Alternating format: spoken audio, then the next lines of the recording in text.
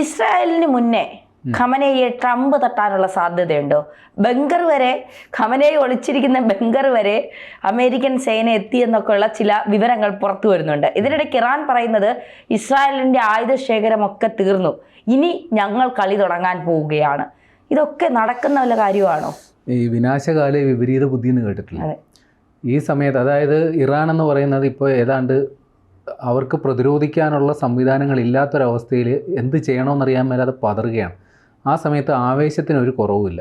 ഈ അയത്തുള്ള അലി ഖമനേയി കഴിഞ്ഞ വെള്ളിയാഴ്ചയാണ് ഇസ്രയേൽ സൈനിക നടപടി തുടങ്ങിയത്. അപ്പോൾ ഇന്നത്തേക്ക് ഏതാണ്ട് ഒരാഴ്ചയായി. അപ്പോൾ ഇപ്പോഴാണ് പുള്ളി ഒരു TV പ്രഭാഷണത്തിൽ പ്രത്യക്ഷപ്പെട്ട് അമേരിക്ക അങ്ങ് വെല്ലുവിളിക്കുക.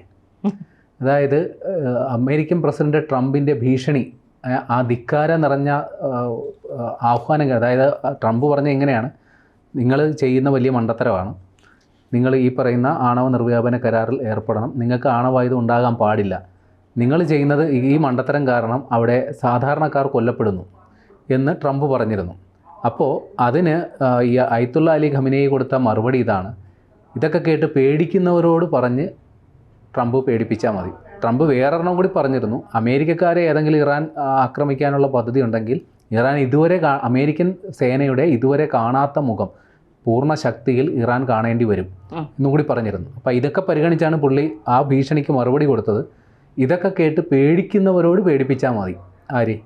ട്രംപ്. എന്നിട്ട് പിന്നെ ഒരു കാര്യം കൂടി പറഞ്ഞു, അമേരിക്കയ്ക്ക് തക്കതായ മറുപടി ഇറാൻ കൊടുക്കും. ഇസ്രായേലിന് കൊടുക്കാൻ ഇപ്പം നേരമില്ല, ഓട്ടം ഓടിക്കൊണ്ടിരിക്കുകയാണ്. എന്നിട്ടാണ് അമേരിക്കയ്ക്ക് ഞങ്ങൾ മറുപടി കൊടുക്കും എന്ന് പറഞ്ഞു. അപ്പോൾ ഇത്രയും കൂടി ഒരു വെല്ലുവിളിയും കൂടി കിട്ടിയ സ്ഥിതിക്ക് ഇനി ട്രംപ് വെറുതെ ഇരിക്കുമോ എന്നുള്ളത് അറിയില്ല. കാര്യം ഇതിനോടകം തന്നെ നേരത്തെ തന്നെ അമേരിക്കയുടെ സുരക്ഷാ സമിതി യോഗം ചേർന്നിരുന്നു. അപ്പോൾ ട്രംപ് എന്താണ് ഇറാനിലേക്ക് ചെയ്യേണ്ടത്, അപ്പോൾ സൈനിക മേധാവികളെല്ലാം കൃത്യം ആക്ഷൻ പ്ലാൻ തയ്യാറാക്കി ട്രംപിന് കൊടുത്തിട്ടുണ്ട്. ട്രംപിൻ്റെ ഒരു യെസ്സിന് വേണ്ടി കാത്തിരിക്കുക. ട്രംപ് ഇതുവരെ യെസ് പറഞ്ഞിട്ടില്ല. പക്ഷേ ഇന്ന് വ്യാഴാഴ്ച, വെള്ളി, ശനി, ഞായർ ഈ 3 ദിവസത്തെങ്കിലും ഏതെങ്കിലും, അതായത് ഈ വീക്കെൻഡിൽ എപ്പോഴെങ്കിലും പണിപ്പാടം നടക്കും.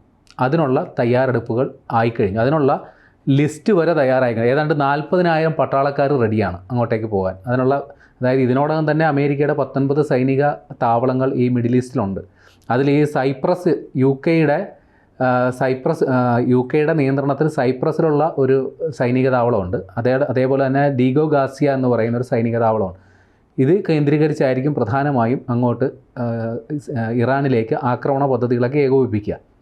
അവിടെ ഇതുവരെ ഒന്നും ആയിട്ടില്ല. പക്ഷേ 40,000 പട്ടാളക്കാരെ റെഡിയാക്കി കഴിഞ്ഞു.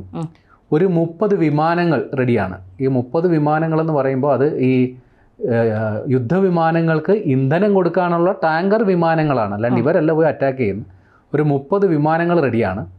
പിന്നെ ഈ തെക്കൻ ചൈന കടലിൽ തെക്കൻ ചൈന കടലിൽ ഒരു നിമിത്തിസ് എന്ന് പറയുന്ന ഒരു വിമാനവാഹിനി കപ്പലുണ്ട് അമേരിക്കയുടെ. അത് ഇറാൻ ലക്ഷ്യമാക്കി അങ്ങോട്ട് നീങ്ങുന്നുണ്ട്. ഇത് കൂടാതെ ഒമാനിൻ്റെയും പേർഷ്യയിലും ഗൾഫ് തീരത്തുമൊക്കെ അമേരിക്കയുടെ മറ്റ് സൈനിക കപ്പലുകളും നിലയുറപ്പിച്ചിട്ടുണ്ട്. ഇതും എപ്പോൾ വേണേലും അങ്ങോട്ട് പുറപ്പെടാം.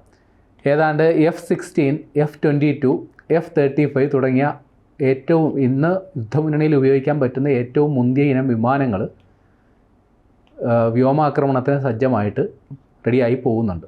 അതായത് മൊത്തത്തിൽ പറഞ്ഞാൽ ഒരു ചാരം പോലും കിട്ടൂല ഇറാൻ്റെ. അല്ല, അവിടെ ഇനിയൊന്നും ഇല്ല.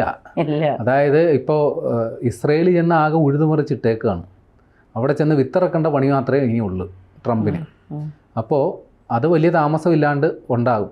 ഇതിനോടകം തന്നെ ചില വാർത്തകളൊക്കെ വരുന്നുണ്ട്, ഈ ഖമനേയി വധിക്കപ്പെട്ടു അല്ലെങ്കിൽ ഖമനേയി പിടിയിലാണ്. സാധ്യതയുണ്ട് കേട്ടോ, നമുക്ക് തള്ളിക്കളയാനൊക്കില്ല. കാരണം ഇസ്രയേൽ എന്ന് പറയുന്ന രാജ്യം ഏതാണ്ട് അവരുടെ ഏറ്റവും ഇറാൻ്റെ പരമോന്നത സൈനിക മേധാവി തൊട്ട് താഴോട്ടൊരു 4-5 പേരെ തീർത്തു കഴിഞ്ഞു.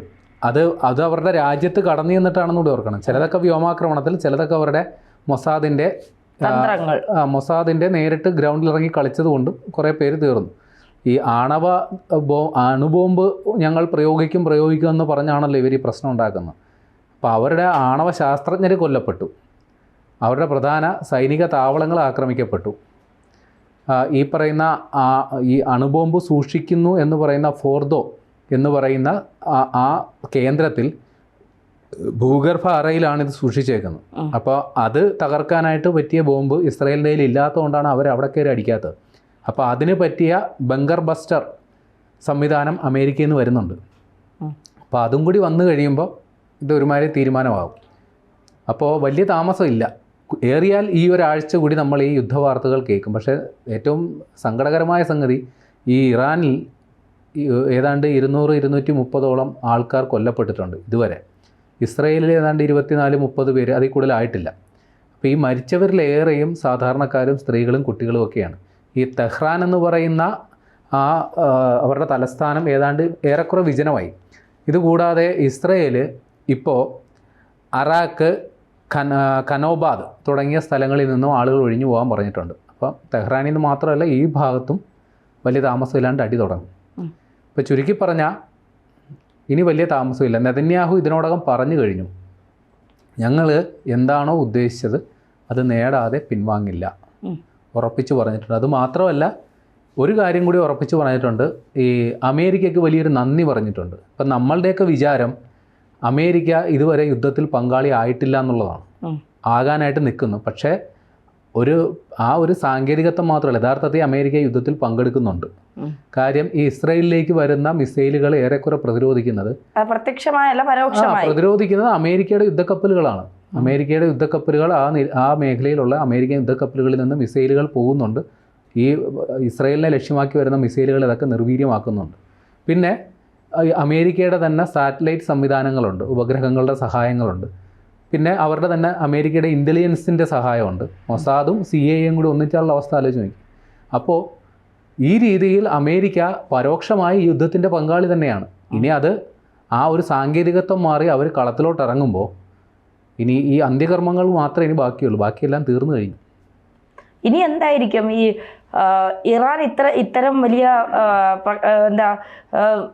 വലിയ രീതിയിലുള്ള പ്രസ്താവനകൾ ഇറക്കുന്നു? അതായത് അവർ അമേരിക്ക വരണമെന്ന് ആഗ്രഹിക്കുന്നുണ്ട്.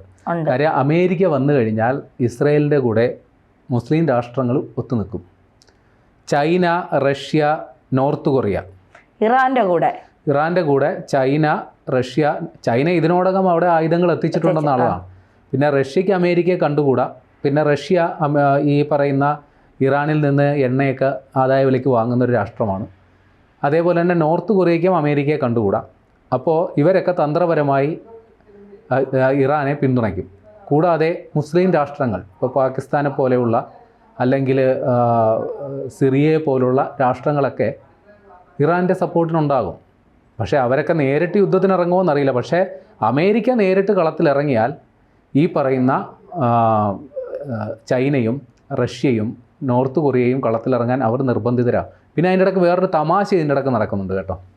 അതായത് ഈ ട്രംപ് എല്ലായിടും ഈ സമാധാന ദൂതൻ്റെ റോൾ എടുത്ത് ധരിക്കുന്നുണ്ടല്ലോ. ട്രംപിൻ്റെ ഉദ്ദേശം എന്താണെന്നറിയാമോ? ഇതിൻ്റെ ഇടയിൽ ചുളിവിൽ സമാധാനത്തിൻ്റെ നോബൽ സമ്മാനം ഈ വർഷം അടിച്ചെടുക്കണം.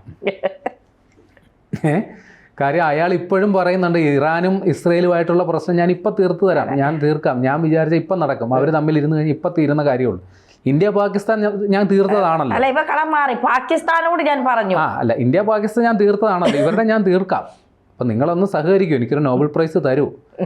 പുള്ളിയുടെ ആഗ്രഹമല്ലേ, അതും ചിലപ്പോൾ നടക്കുമായിരിക്കും. ഖമനയെ തട്ടിയ ഒരു നോബൽ സമ്മാനം ഉറപ്പൊന്നും നെതന്യാഹു വാക്ക് കൊടുത്തിട്ടുണ്ട്.